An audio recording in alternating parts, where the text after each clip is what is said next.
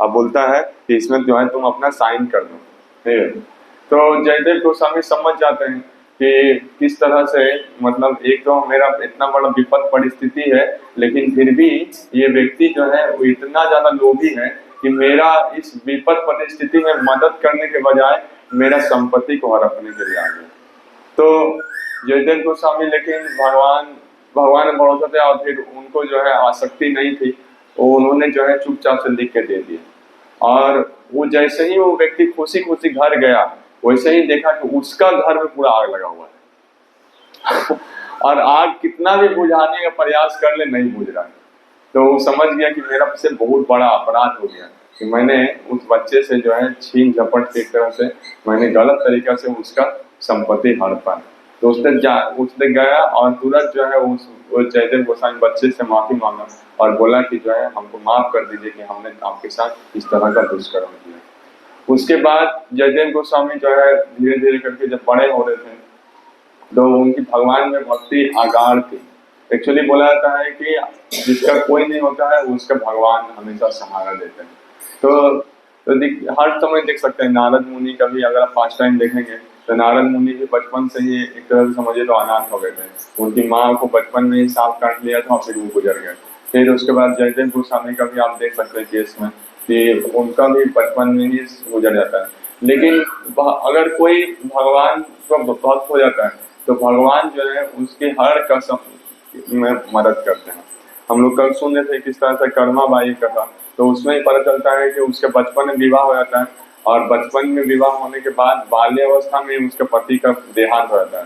तो एक तरह से बचपन में ही वो विधवा हो गई और उसके बावजूद क्योंकि उसने भगवान की भक्ति अच्छे से की, तो इतना प्रेम कि भगवान जो है उनके हाथों से सबसे पहले जो है खिचड़ी खा के जाते थे। तो एक तरह से देख सकते हैं कि हर मोमेंट टू मोमेंट जो है आपको कि भगवान का जो भी शरण लिया है उसको भगवान जो है कभी भी हाथ खाली नहीं रखे और उसको हर समय संग में रहते हैं। तो जयदेव गोस्वामी धीरे धीरे करके बड़े हुए और जो है वो पूरी में पहुंच गए। अब पूरी में क्या होता है, एक समय कि वहां पर वो जो है अपनी कथाओं को लिखते थे और धीरे धीरे करके बहुत फेमस भी हो गए थे। और फेमस हो गए थे कि भगवान के बहुत बड़ा भक्त है ये, और भगवान में हमेशा तल्लीन रहते हैं और बहुत सारा श्लोकास इस तरह से रचन करते रहते हैं।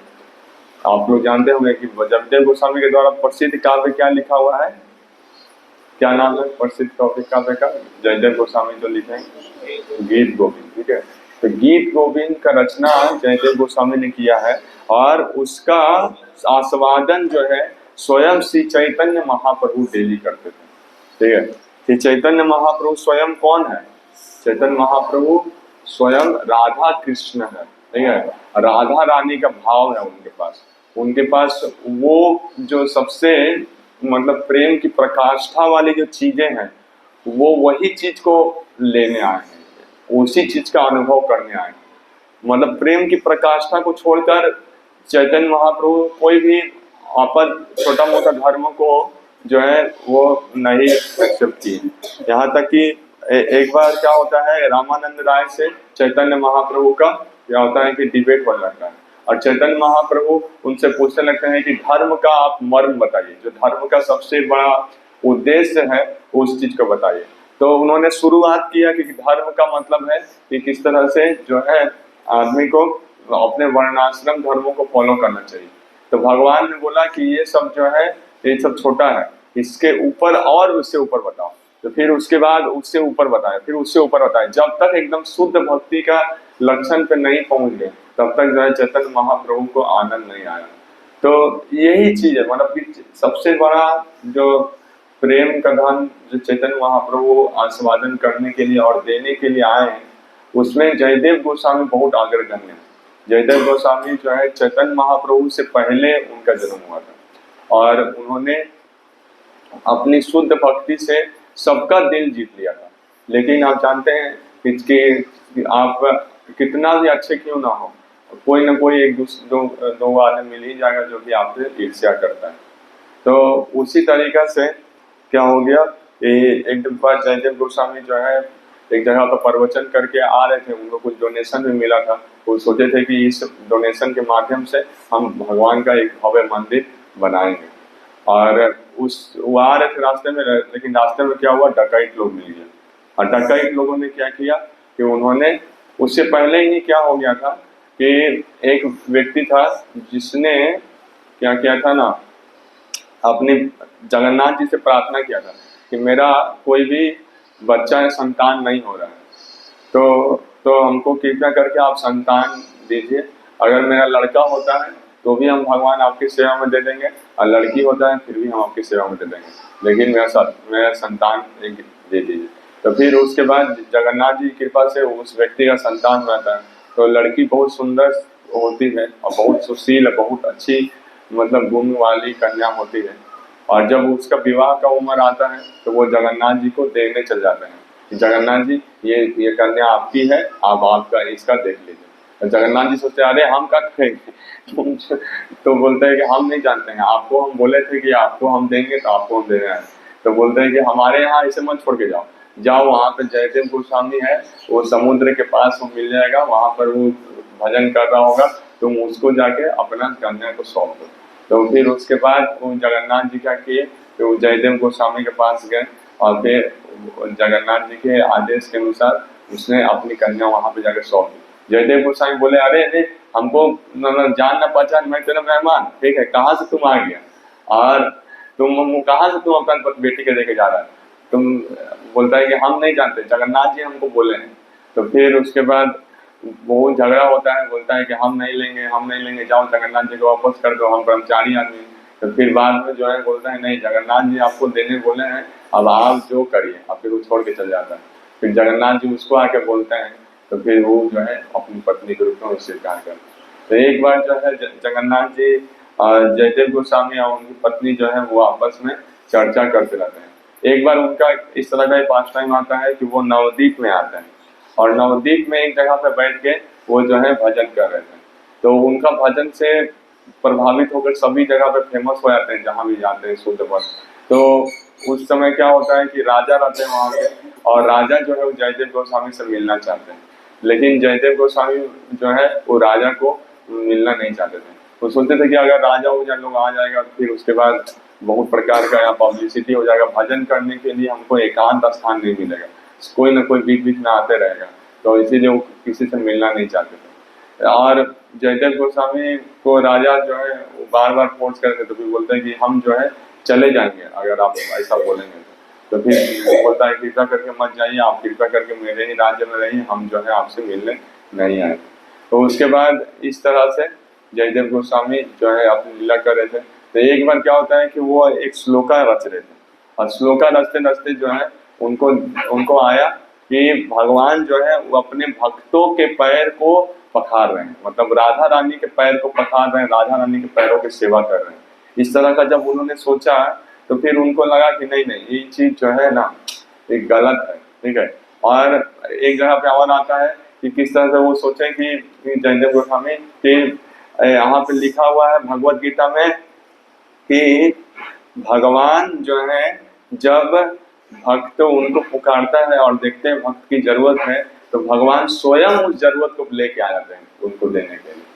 तो ये चीज जब सुना तो फिर उन्होंने सोचा कि लगता है कि कुछ ज्यादा हो गया, ठीक है, भगवान के पास बहुत शक्ति है, भगवान अपने भक्तों के वत्सल है, तो भगवान जो है भक्तों की रक्षा करने के स्वयं मतलब जरूर से जरूर मतलब मदद भेजेंगे, लेकिन स्वयं आ जाएंगे ये तो बहुत बड़ा बात हो गया। तो फिर उन्होंने स्वयं वाला बात तो काट दिया और वो नहाने चले गए।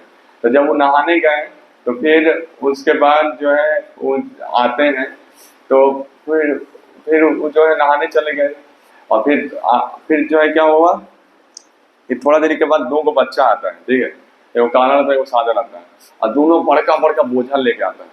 तो बोलता है कि अरे तुम लोग इतना बड़ा बड़ा बोझा कहाँ से लेके आया, ठीक है, उसके पत्नी बोलती है। तो वो बोलते हैं कि जो है ये बोझा जो है ये आपके पति ने हमको दिया है, और बोला है कि नहीं जाएगा तो फिर मारेंगे, ठीक है, इसीलिए हमको लेके आना पड़ा। एकदम छोटा बच्चा मान लीजिए कि अंकिता जैसा है, और उसके ऊपर 50 किलो का बोरा दे दिया जाए, ठीक है, तो फिर क्या होगा। तो उसी तरह का अवस्था से जो है वो लोग आया था। तो फिर वो लोग को उसका पत्नी बैठाई, बोली कि आज आने तो, आज जो है उसका खैर नहीं, अब यहाँ में साधु बना फिरता है, बच्चों लोग को जो है शोषण करता है, आज जो है उसको उसको मारेंगे पूरा एकदम बढ़िया से। और फिर उसको जो है बोलती है कि खाना तुम बच्चे तुम खाना खाओगे? तो बोलता है नहीं नहीं, मेरा जीभ कटा हुआ है, और जीभ में जो है 2 लाइन ऐसे से मारा हुआ है दोनों को। तो फिर वो जो है बहुत कष्ट उनको होता है, और फिर उसके बाद जो है वो चला जाता है बच्चा सब, बोलता है कि नहीं नहीं, हमको जल्दी से जाने दीजिए, नहीं तो आपका पति आएगा तो मारेगा। तो बोलता पति को आज तो हम छोड़ेंगे नहीं, बहुत बदमाशी कर। तो फिर उसके बाद क्या हुआ कि जो है जब वो जयदेव गोस्वामी नहा हुआ के वापस आते हैं, तो बोलते हैं कि जो है ये क्या किया आपने, हाँ बचवा लोग से जो है काम कराते हैं, बचवा लोग को इतना बड़ा बोड़ा उसको दे दिए, वो जितना बड़ा वो नहीं था, उससे बड़ा तो बोड़ा था। तो उसके बाद जो है वो मतलब जयदेव गोस्वामी बोलते हैं हम कहाँ किसी को बोले हैं, हाँ। तो फिर उसके बाद बोला कैसा था वो, और फिर उसके बाद बताएं कि जो जीभ भी कटा हुआ था, इससे था वैसे था। तो फिर वो जो है देखने के बाद उनका मन में आने लगा कि अरे कितना बड़ा मैंने गलती कर दिया। भगवान जो वाणी बोले हैं भगवत गीता में कि भगवान जो है कि बोलते हैं कि मेरे भक्तों का, भगवान बोलते हैं कि हम नहीं बोलेंगे, हम बोलेंगे तो हो सकता है कोई माने चाहे ना माने, बोलेगा कि ये अपना बात को झूठा रहता है, लेकिन भक्त के द्वारा बताएं कि जो है कैसा होगा कि जो भी मेरा शरण लेता है उसका कभी भी विनाश नहीं होता है, ठीक है। मेरा शरण लेने वाला व्यक्ति का कभी भी विनाश नहीं होगा। तो इस तरह से भगवान स्वयं बोल रहे हैं, और भगवान जो है सच में भक्त वत्सल है। भगवान स्वयं भक्तों की सेवा करने के लिए, उनके पैर पकड़ने के लिए इस तरह के सेवा में भी आ जाते हैं। भगवान जो है उसके बाद देख सकते हैं किस तरह से भगवान एक एक वाक्य जो बोले हैं कि मैं जो स्वयं आऊंगा, तो वो भी एकदम पूरा बात पूरा पूरा करते हैं। एक एक चीज जो है भगवान का जो है वो सत्य है, एक भी उसमें त्रुटि नहीं है। दुनिया के लोगों का हो सकता है कि बोलेगा कुछ और करेगा नहीं, हो सकता है, लेकिन भगवान जो बोल दिए वो एकदम सत्य संकल्प है, ठीक है। भगवान भक्तों की रक्षा के लिए कभी नहीं चूकते। तो उस बार क्या होता है कि जब वो व्यक्ति जयदेव गोस्वामी रास्ते से आ रहे थे, चोर डकैत मिल गया, तो पैसा वैसा लूट लिया, लेकिन सोचा कि जो है इसको अगर जिंदा छोड़ देंगे तो फिर क्या होगा कि ये आगे जाके श्री राधा माधव देव की जय, श्री जगन्नाथ बल्लभ सुभद्रा महारानी की जय, श्री पंचतत्व भगवान की जय, श्री नरसिंह देव भगवान की जय, लड्डू गोपाल भगवान की जय, श्री महारानी की जय, संत गोस्वामी गौतम जगत में सुखा। तो फिर वो सोचा कि भाई इसको छोड़ देंगे ना तो फिर राजा को बोल देगा, राजा हम लोग को नहीं छोड़ेगा।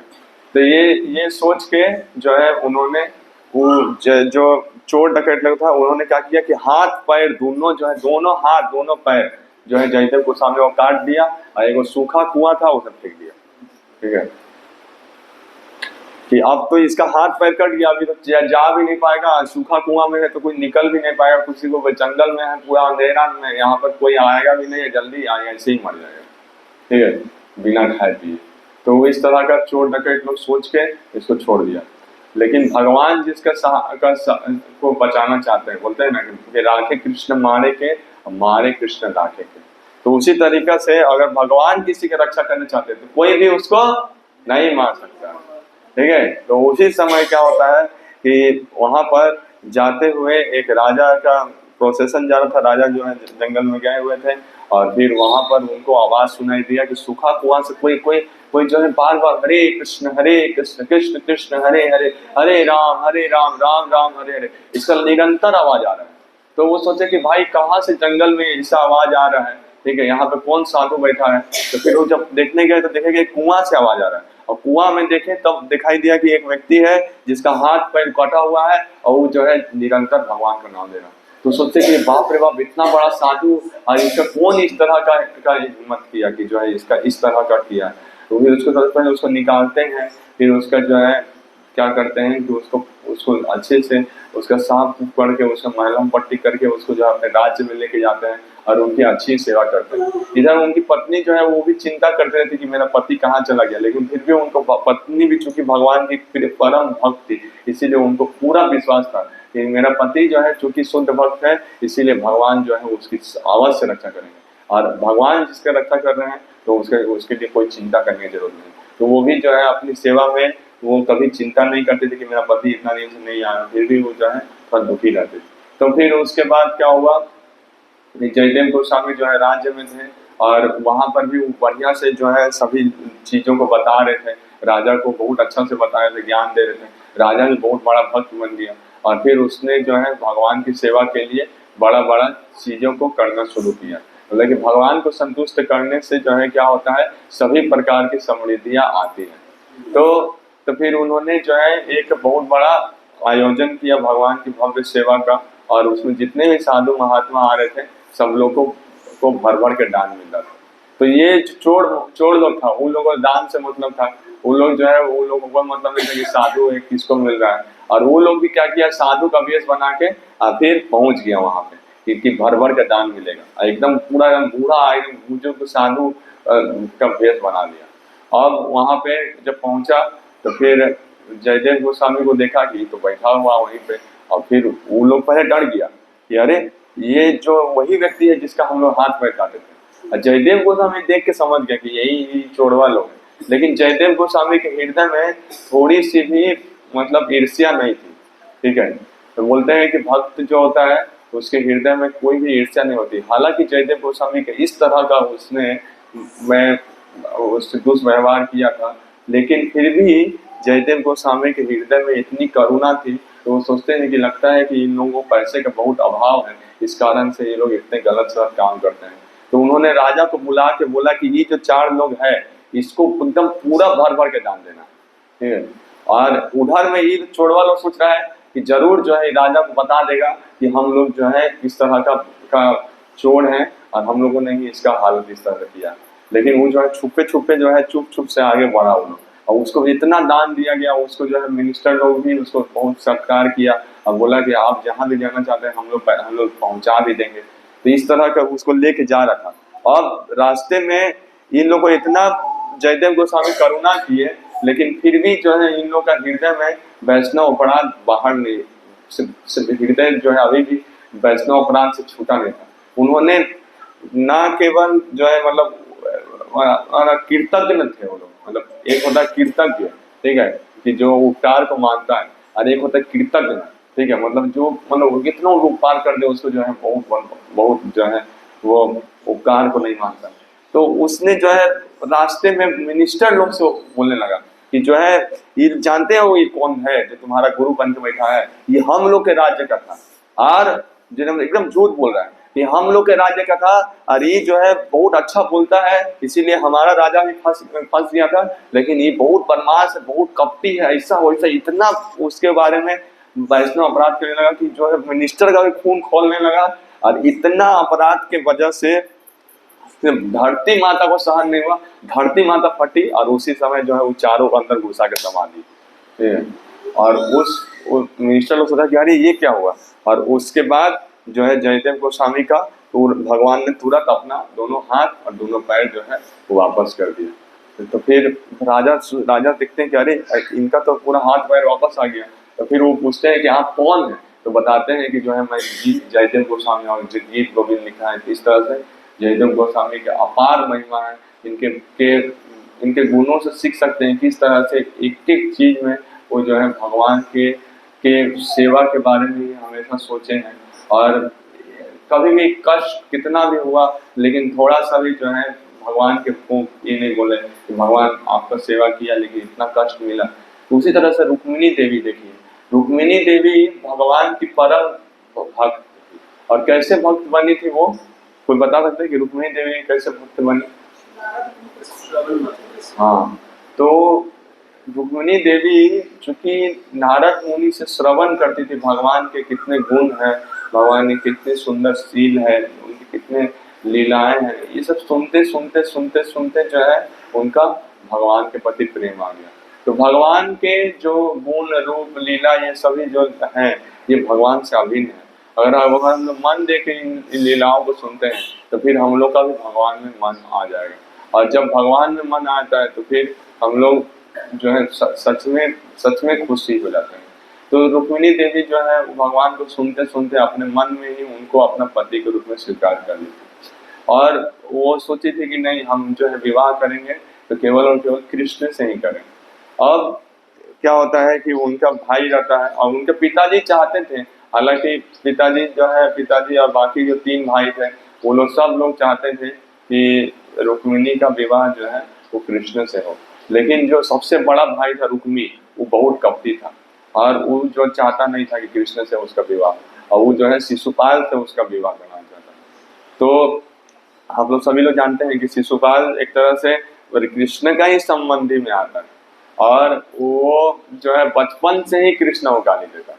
ठीक है, उसका उसका मतलब 4 हाथ की कितना हाथ के साथ पैदा हुआ था, और बोला था कि जो भी उसको हाथ में लेगा और उसका हाथ में लेने के बाद उसका अगर जो एक्स्ट्रा भाग है शरीर का वो गिर जाएगा तो समझ लेना कि वही उसको मारने वाला है। तो उसी तरीका से कृष्ण ने जब उनको अपने हाथ में लिया था शिशुपाल को तो गिर गया था। तो उसकी माँ ने तुरंत प्रार्थना कर दिया था कि जो है आप जब इसका 100 गलती का एक बार में माफ कर दीजिए। तो उस तरह का से उसने बहुत बड़ा अपराध किया था कृष्ण का। लेकिन कृष्ण जो है उनके मतलब एक तरह से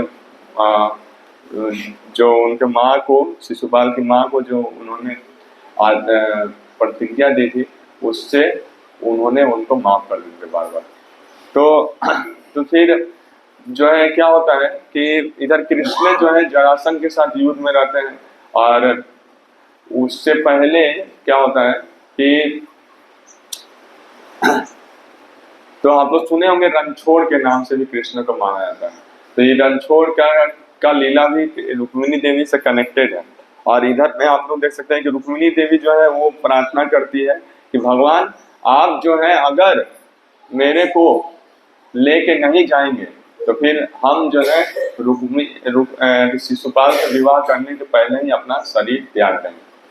तो उस समय जो है इस तरह से गंधर्व गंधर्व तरीके से विवाह होता नहीं था।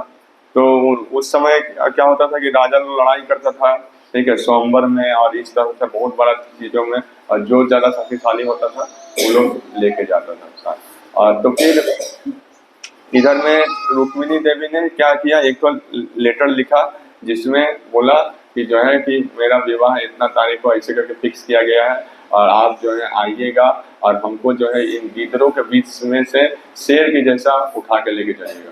तो फिर इस तरह का बोला था। लेकिन उनका देश था बहुत दूर में और इधर में कृष्णा बैठे हुए थे, एक तरह से समझिए तो द्वारका में। बहुत दूर का डिस्टेंस है, मतलब 1800-2000 किलोमीटर का डिस्टेंस है। तो एक ब्राह्मण को दे के भेजा था पत्र। अब ब्राह्मण तो धीरे धीरे चलेगा, वो एक दिन में कितना चले, 10-20 किलोमीटर मैक्सिमम चलेगा, ठीक है। लेकिन पहुंचना था बहुत दूर। तो भगवान के लिए अगर आप एक कदम बढ़ाते हैं तो फिर भगवान कितना कदम बढ़ाते हैं आपके लिए, आपके लिए हजारों कदम बढ़ा देते हैं, ठीक है। तो वो रात में सोया था कहीं और दिन में जब उठा था द्वारका पहुंच गया था। तो इस तरह से भगवान के लिए आप कोई एक कदम उठाएंगे और जो भी भक्त को भगवान से मिलाने का प्रयास करेगा उसको भगवान बहुत स्पेशल ट्रीटमेंट देते हैं। तो इस तरह से ब्राह्मण को बहुत बढ़िया से भगवान ने सत्कार किया और बहुत बहुत अच्छे से उनको जो है खातिरदारी की। और फिर उस लेटर में देखा कि उन्होंने बोला था कि हम जो है देवी माँ के पूजा के लिए आएंगे और आप जो है उसी समय हमको उठा के लेके चल जाइएगा। तो फिर सभी लोग जो है ना पहले से जानता था, जरासंध, शिशुपाल और रुक्मी सब जानता था कि कृष्ण जरूर आएगा, ठीक है। वो लोग सब लोग घाट बैठा के बैठा था कि कृष्ण जरूर आने वाला है। और इधर में कृष्ण जो है वो कोई बिना तैयारी के एक तरह से, ठीक है, ऐसा नहीं कि बहुत बड़ा सेना लेके गए थे कि युद्ध होगा तो कोई लड़ाई होगा तो ऐसे कर लेंगे वैसे कर लेंगे, कुछ नहीं, ठीक है। बाद में बलराम जी जो है वो सेना लेके आते हैं और इधर में जो है रुक्मिणी देवी जो है वो पूजा करने जाती है। और रुक्मिणी देवी का इतना सुंदर थी, इतना सुंदर थी कि खाली उनका सुंदरता का अगर एक कोई छटान देख लो वहीं पे सब लोग बेहोश हो गिर जाता था, ठीक है। तो इतना सुंदर थी। और रुक्मिणी देवी जो है वो कृष्ण को चाहती, हर समय उनका चेतना में खाली कृष्ण ही दिखाई देते। तो फिर उस समय क्या होता है कि रुक्मिणी देवी को जो है मंदिर से जब उतरती है तो फिर उसी समय कृष्ण जो है वो अपने रथ को बैठाते हैं और फिर चल देते हैं। उधर में रुक्मी और बाकी सब लोग जो है जरासंध, शिशुपाल, सब लोग आ गया, ठीक है, कि जो है कैसे तुम उठा के लेके जाएगा, और पूरा युद्ध छेड़ दिया। फिर भगवान जो है सबको एकदम पूरा छक्का छोड़ा देते हैं और फिर बाद में बलराम जी बोलते हैं कि तुम जाओ, हम लोग देख लेंगे, ठीक है। और फिर लेकिन रुक्मी आ जाता है। रुक्मी जो है वो कैसा करता है, वहां पे भी वही कि उसने जो है भगवान का अपराध करता है, तो भगवान जो है वो उनको मृत्यु दंड नहीं देते हैं। वो बोलते हैं कि भाई मेरा पत्नी का भाई है तो हम उसको मृत्यु दंड नहीं दे सकते हैं, लेकिन क्या किया उन्होंने, उनका बाल का हेयर स्टाइल जो है बदल दिया और वो जो है अपमान ले लिया कि जो है कि मेरा ऐसा किया, ही नहीं देखा कि भाई।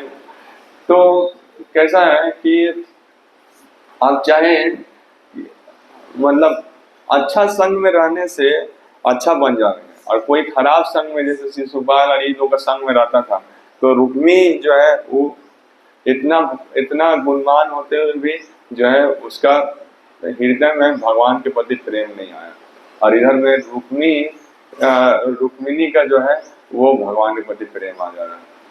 तो यही देखने का है कि हम लोग कोशिश करना चाहिए कि जितना हो सके खराब संग से बचना चाहिए।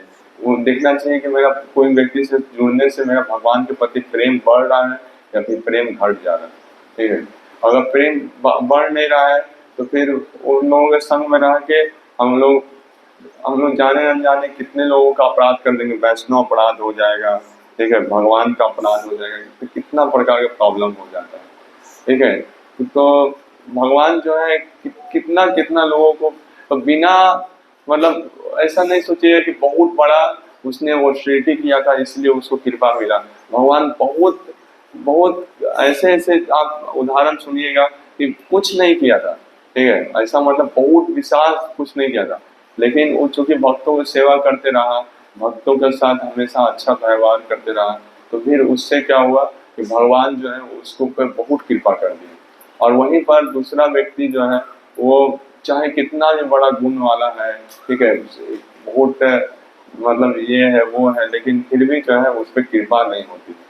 तो यही चीज है, मतलब अगर देखेंगे तो बहुत कम, मतलब एक तरह से देखिए सबरी माता देखिए, ठीक है, उन्होंने मातंग ऋषि के आश्रम में जाकर सेवा किया, हालांकि बर्बर जाति की थी, लेकिन फिर भी जो है भगवान ने उन पे इतना विशाल कृपा कर दिया। ठीक है, और इधर में इतना बड़ा बड़ा राजा, इतना गुणवान, इतना शिक्षा लिया हुआ व्यक्ति, लेकिन उससे जो है थोड़ा सा भी फटकते नहीं है भगवान। तो भगवान जो है वो भक्त वत्सल है, भगवान करुणा निधि है, और भगवान को प्रेम और यही सब चीज भाता है।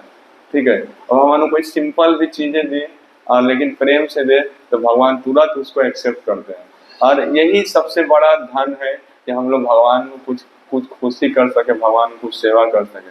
और जो जो ये सब करता है तो उसमें भगवान बहुत विशेष कृपा करते हैं। आप देखते हैं प्रहलाद महाराज के बारे में कि किस तरह से प्रहलाद महाराज एक छोटे बच्चे थे, उनको तो मतलब क्या बोलो, जब नरसिंह देव भगवान प्रकट हुए तो उनके पास कुछ नहीं था, बस छोटा सा माला भगवान को एक्सेप्ट करना चल दिए।